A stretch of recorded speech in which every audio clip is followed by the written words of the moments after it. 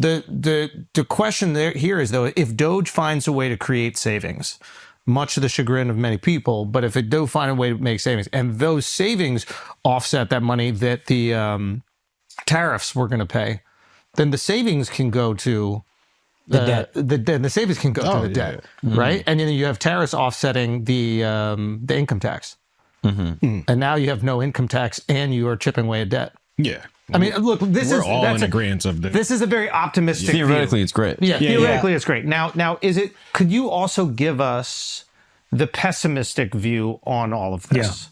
Yeah. So let's take the other side. Okay, so let's start with this has the risk of creating economic malaise, meaning like what I said before out to your question is we got to grow, right? But growth requires investment, meaning I got to go and build a factory, or I got to go and buy some chips, or I got to go and want to make cars. That requires money.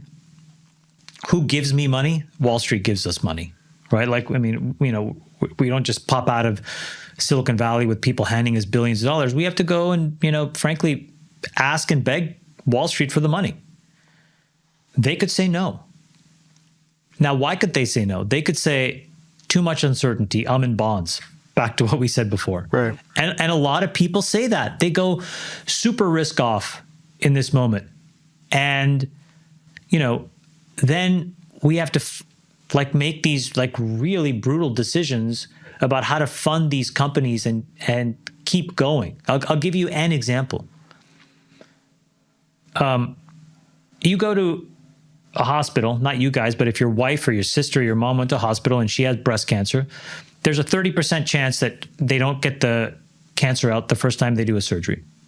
The next time she goes back, there's a 30% chance. What that means is for every 10 women that get breast cancer surgery, there's 14 surgeries. It takes 11 days for them to take the pathology. Okay, this is in the United States of America. I was like, there has to be a better way.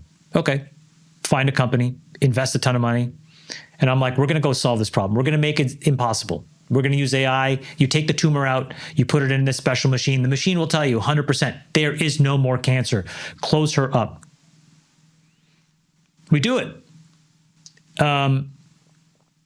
But you have to go to the FDA and get it approved. And the FDA doesn't necessarily say, yes, go ahead, Chamath, this is a great idea. You should do that. The FDA says, here's all the things. And in fairness to them, they're doing the right thing. Here's all the things that you have to do before I'm even willing to consider that you'll do this for us. I say, okay. I went and tried to get money raised for that. Hey guys, does anyone want to help me eradicate, make breast cancer surgery error-free? I thought stupidly that idea just sells itself. You know what I got on the other end of that? Fucking crickets. Crickets. Oh, interest rates, this, that, inflation, this, that, whatever. Okay, fine. I ponied up the money and I did it myself. But that's not infinite. You know what I mean? Like if that next problem comes up, I don't know that I can fund it. Eventually you run out.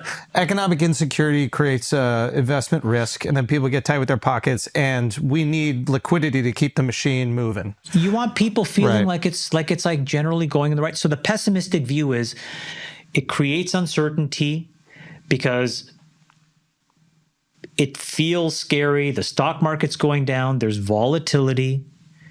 And so let's go risk off. Let's just chill, be on the sideline, and wait this out. And what that would do is it could exacerbate a recession, right? Economic growth kind of slows. Companies like that company could go out of business. I don't know. And I don't know what I would do because then I have like 50 companies' mouths I have to feed. You know what I mean? I don't have the money to do that. So it could create that, and then that would create negative growth. So how do you prevent it? This is one thing I'll tell you about the Trump administration, which is totally different. Okay, I was a lifelong Democrat, okay? I was a mega donor to the Democrats. Like dinner with Obama level donor, okay? I couldn't get a fucking phone call returned from the White House to save my life. The only thing that happened to me was I made an off-color comment about like something in China, and I had the Biden administration like basically say something, like essentially put out a press release, basically saying I was like, you know, mean. That's all I got for millions of dollars. That, you know what I mean? Like, for being honest. I mean, I was like, hey man, there's like a lot of problems in America. Like, you know, talk to me about the fentanyl crisis before we talk about everything else. Anyways, the Trump administration is totally different. There's not a single person there you can't get on the phone and talk to. I'll give you an example of this. A friend of mine's company was really impacted with these tariffs in a bad way, okay? This is like a really amazing, legitimate American business, 150-year-old business, family-owned, all this stuff. And I was able to call the deputy chief of staff and I said, hey, can you talk to the CEO and just so hear on the ground? He's like instantly putting me on the phone. You know, my wife runs a pharmaceutical business and, you know, we wanted to make sure that the administration understood like all the implications for rare diseases and orphan drugs. What happens if these tariffs like cripple the R&D budgets? Because there's 30 million Americans with rare diseases. Rare diseases means it's not like diabetes or cancer. Yeah. It's like 200,000 people or less. But there's 30 million of these Americans. 2/3 are kids. And the only companies that work on such small markets are these small biotech companies. And the tariffs create a lot of uncertainty. We were able to talk to all of them. They were like, explain the issue. I want to understand it. So this is what's also totally different, which I really give them a lot of respect. They are willing to debate it with you. You can pick up the phone and talk to these people.